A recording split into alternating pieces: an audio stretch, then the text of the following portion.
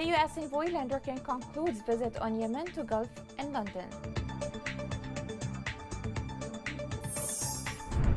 The United Nations announces allocation of extra funding for displaced people in Yemen.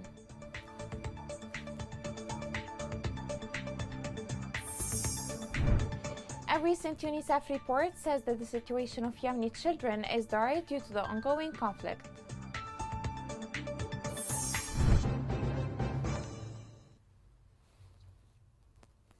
Welcome to Yemen Today TV. This is the English news with me, Roshan Fouad. U.S. Special Envoy Tim Landor King met with partners in coordination with the UN Special Envoy during his trip to Riyadh, Abu Dhabi, Dubai, Muscat, and London. The Special Envoy focused his engagements on the urgent need for the escalation and protection of civilians, including detained U.S. and UN Yemeni staff in Sana'a, bringing the parties together to support UN-led inclusive peace process, intensifying efforts to improve economic stability and pressing for action to improve humanitarian access and address the fuel crisis. Landor King continued to raise the U.S. government's deepening concern regarding humanitarian funding gaps, as aid organizations are forced to cut assistance to millions of Yemenis. Special Envoy Landor King stressed the responsibility of all parties to abide by their obligations under international humanitarian law, including those related to protection of all civilians. While in London, the Special Envoy participated in a Quint meeting with representatives from Oman, Saudi Arabia, the UAE, and the UK. UN Special Envoy Hans Grunberg joined the Quint to discuss ways to advance a durable political resolution to the conflict. Special Envoy urged the parties to de-escalate seized opportunities for peace in 2022 and cooperate with the international community. The United States and Kuwait issued a joint statement on Yemen. The statement discussed common global and regional priorities, praising the advanced technical discussions between the United States Agency for International Development and the Kuwait Fund regarding a proposal for cooperation to support economic recovery in Yemen. The two governments stressed the need to bring peace to Yemen and to ensure the free flow of humanitarian aid to the Yemeni people. The United Nations said that its emergency relief coordinator, Martin Griffiths, has allocated $20 million from the Central Fund to support the humanitarian response to the newly displaced in Ma'rib, El Jawf, and Hadramaut in Yemen. UN Deputy Spokesperson Farhan Haq said this emergency funding will help provide life-saving assistance to 2,070 people, including internally displaced people and host communities. It will also help increase operational capabilities to support the response, including humanitarian airlift. The Human Rights Office urged the Saudi-led coalition to ensure that its investigation is in line with the international standards and is transparent, independent, and impartial. The United Nations Children's Fund, UNICEF, said that the situation of Yemeni children has become miserable due to the war and other reasons, noting that the country that has been witnessing war for more than 7 years has become an unbearable hell for children.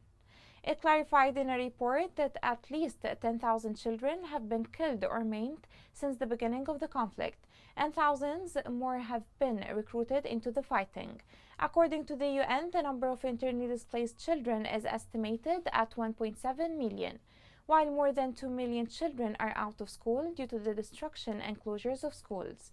The UN indicated that more than 11 million children are in need of assistance, while it is expected that nearly 2.3 million children under the age of 5 will suffer from acute malnutrition. The International Group of Experts on Yemen said that the Houthis are continuing their systematic campaign to force the population to adhere to its ideology in their areas of control. Sources indicated that summer camps and cultural courses targeting children and adults are part of the Houthi strategy to win support for their ideologies and to encourage people to join the fight and mobilize forces. Vulnerable children seem to bear the brunt of the brutal 7-year war in Yemen. They suffer from different issues, including hunger and poor health. UNICEF has warned that the unknown future awaits children. The following report has more details. Yemen is the largest humanitarian crisis in the world, with around 21 million people in need of humanitarian assistance, including more than 11 million children. Since the conflict escalated in March 2015, the country has become a living hell for the children. At least 10,000 children have been killed or maimed since the beginning of the conflict, and thousands more have been recruited into the fighting. An estimated 1.7 million children are internally displaced. The damage and closure of schools and hospitals has also disrupted access to education and health services. More than 2 million children are out of school. Meanwhile, Yemen has been plagued by one of the world's worst food crises, with nearly 2.3 million children under the age of 5 projected to suffer from acute malnutrition in 2021. Of these, 400,000 are expected to suffer from severe acute malnutrition and could die if they do not receive urgent treatment. Every 10 minutes, a child dies from preventable diseases like cholera and measles. That's according to the UN Secretary General Antonio Guterres. Childhood in Yemen is a special kind of hell. Yemeni children are starving. This year, nearly half of all children under 5 in Yemen are said to suffer from acute malnutrition. 400,000 of those children face severe acute malnutrition and could die without urgent treatment. Starving children are even more vulnerable to preventable diseases like cholera, diphtheria, and measles. Every 10 minutes, a child dies a needless death from diseases like those ones in Yemen. This war is swallowing a whole generation of Yemenis. It has to stop. In addition, around 8.5 million children do not have access to safe water, sanitation, or hygiene, a dangerous combination of factors driven by conflict and economic decline, and now exacerbated by COVID-19, have compounded the dire situation for Yemen's youngest children.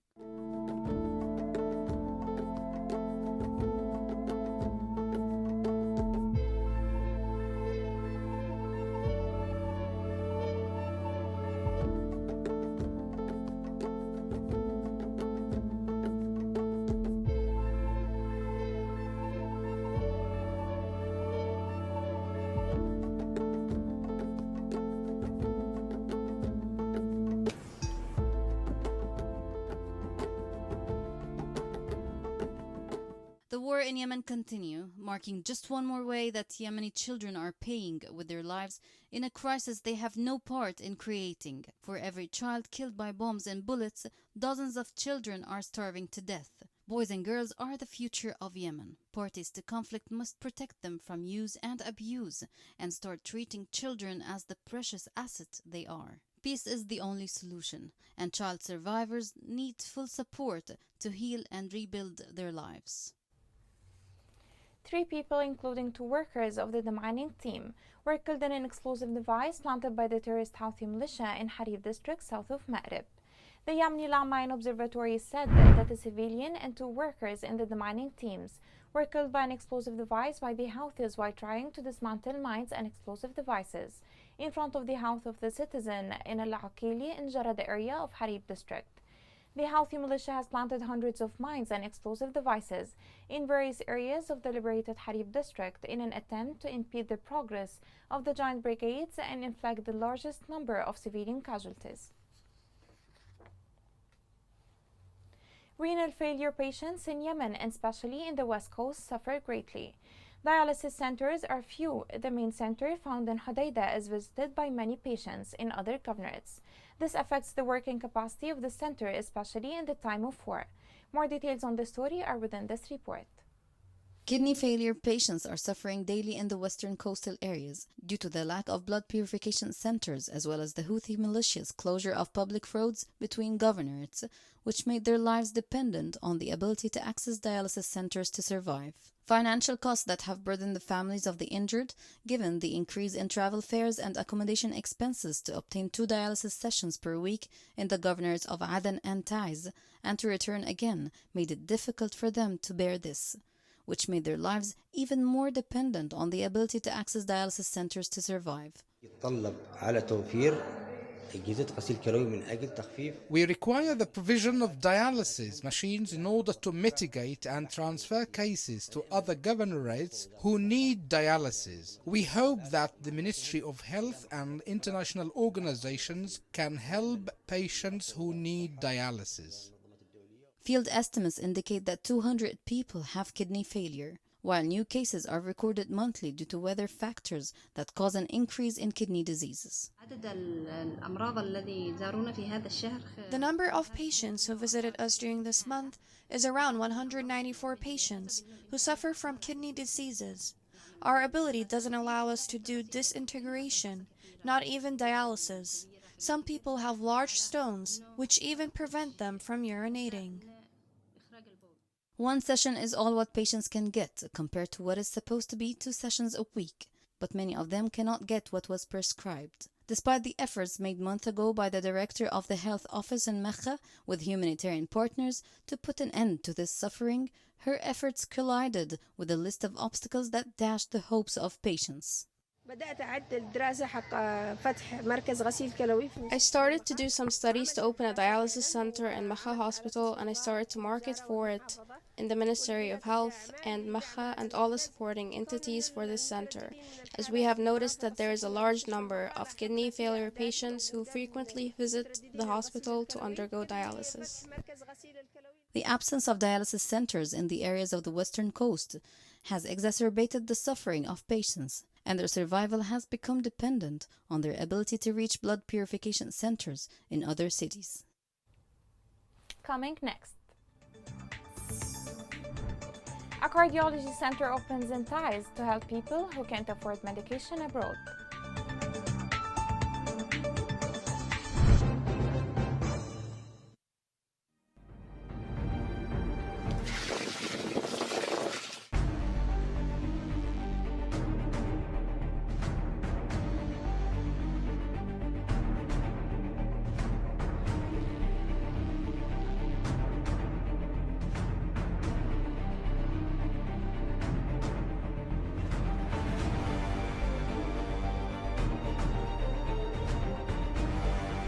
اضطرينا ان احنا نغادر من ذي وزحنا.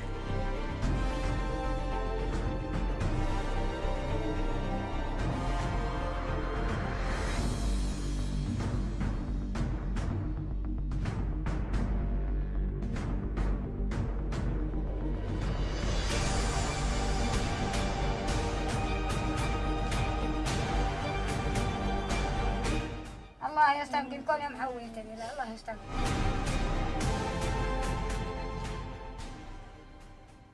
A new cardiology center was opened in Taiz City. This center provides medical services for people not only in Taiz, but also in other areas. The center is a giant step in terms of helping those who cannot afford seeking medication abroad. The following report has more details. The disease invaded this man's life. Tarish Al-Hamadi spent 6 years of his life moving with the pains of his heart between hospitals and clinics for heart diseases. When he was unable to meet the costs of traveling for treatment in specialized centers outside the country, the cardiovascular center in Taiz was his last hope and his window to life. I have been having heart disease for more than 6 years. They said that they are conducting heart operations in this center. It happened and I had my surgery here. The opening of the Heart and Vascular Center is the first specialized national medical center for heart patients. It was again for Haj Tarish Al-Hamadi and many other cardiovascular patients in Taiz and neighboring governorates who started to flock to the center, which saved them a lot of time, effort, and money. I had an open heart surgery done by Dr. Abu Dharr Al-Janad. Thanks God the surgery was successful. The Heart and Vascular Center provides its medical services to patients, as it has received thousands of patients between inceptions and medical examinations with the latest equipment and surgeries represented in the open heart surgery, heart grafting, and regular and permanent catheters, which are the most important and largest operations carried out by the center. More than 30 heart surgeries have been conducted in this center so far. This center is a giant step not only for Taiz Governorate but the entire country. Further, it's considered the first center in the newly liberated areas. The Heart Center in Taiz is one of the most important indicators through which a recovery can be achieved in the health sector after a major downturn that happened due to the Houthis. The unions of commercial power stations in the governorates of Sana'a and Amran accused the Houthi-controlled oil company in Sana'a governorate branch of monopolizing the shares of a number of governorates of oil and diesel, and of manipulating them and selling them illegally in the black market at high prices, reaching the price of 1 liter of diesel to about 1,100 riyals. The unions confirmed that the Houthi militias distribute oil to private parties and sectors at very high prices and deprive the owners of commercial stations of the allocation of diesel to feed electric governorates with electric power and provides light to the population of the governorates. According to the union statement, the Houthi militias have reached out to the recently established Electricity Coordination Council and the Ministry of Electricity to address the company to stop their share of diesel and notify them of the import of large illegal and unofficial sums, a service for the citizen with very large amounts of money, as the price of a barrel of diesel reached more than 220,000 riyals, which led to the deprivation of commercial stations of diesel, which cover their governorates with electricity for all residents at nominal prices of 570 riyals per liter.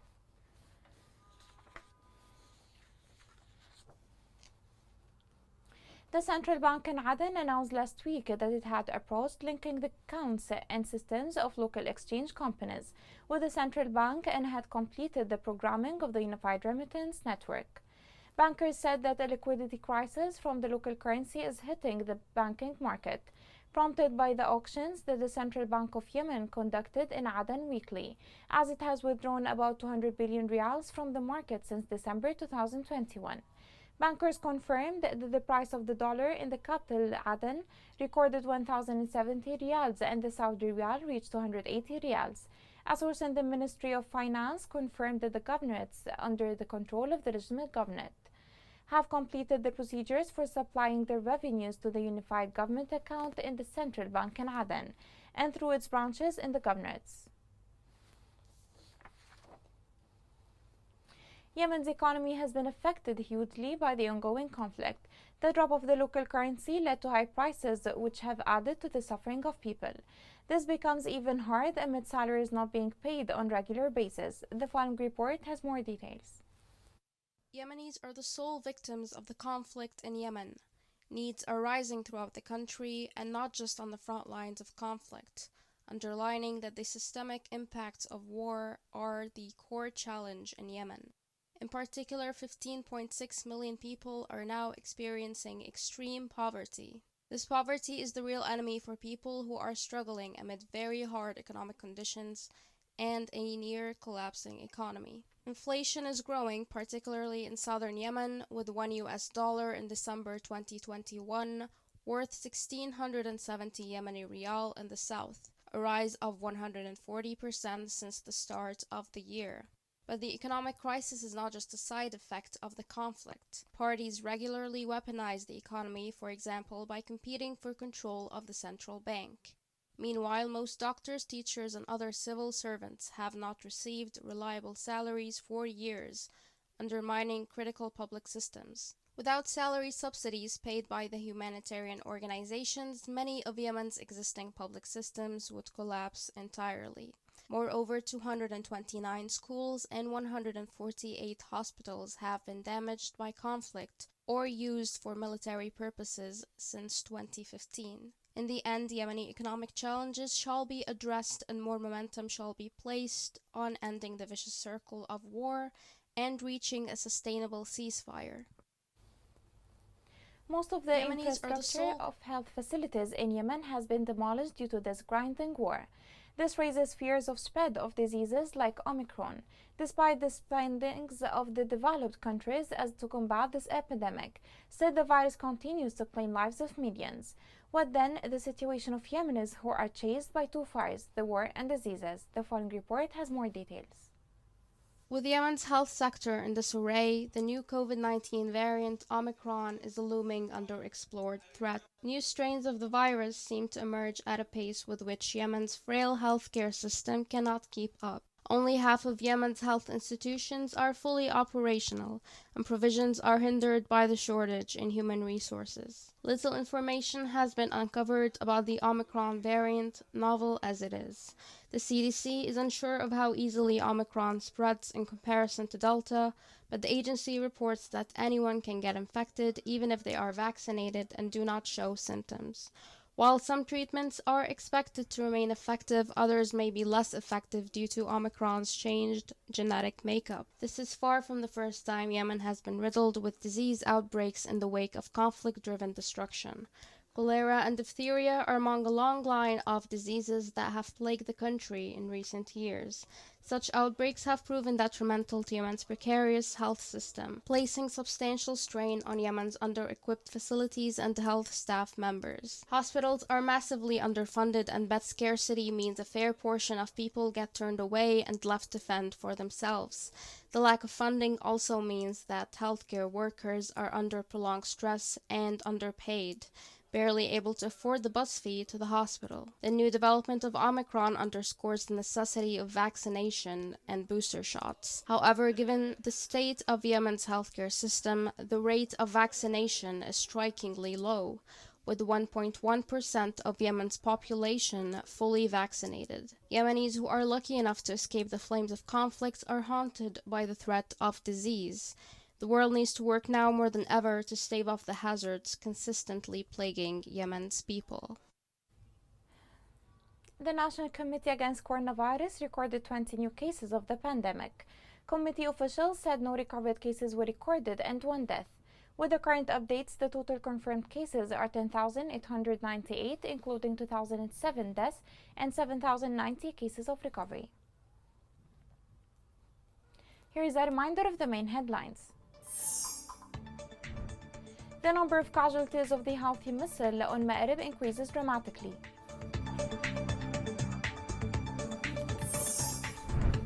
The United Nations announces allocation of extra funding for displaced people in Yemen.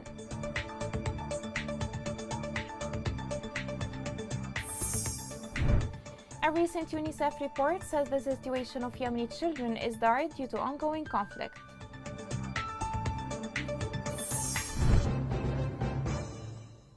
This is the end of the news. For more, follow us on Facebook, Twitter, and YouTube at Yemen Today English. This is Rushan Fuad. Thank you for watching.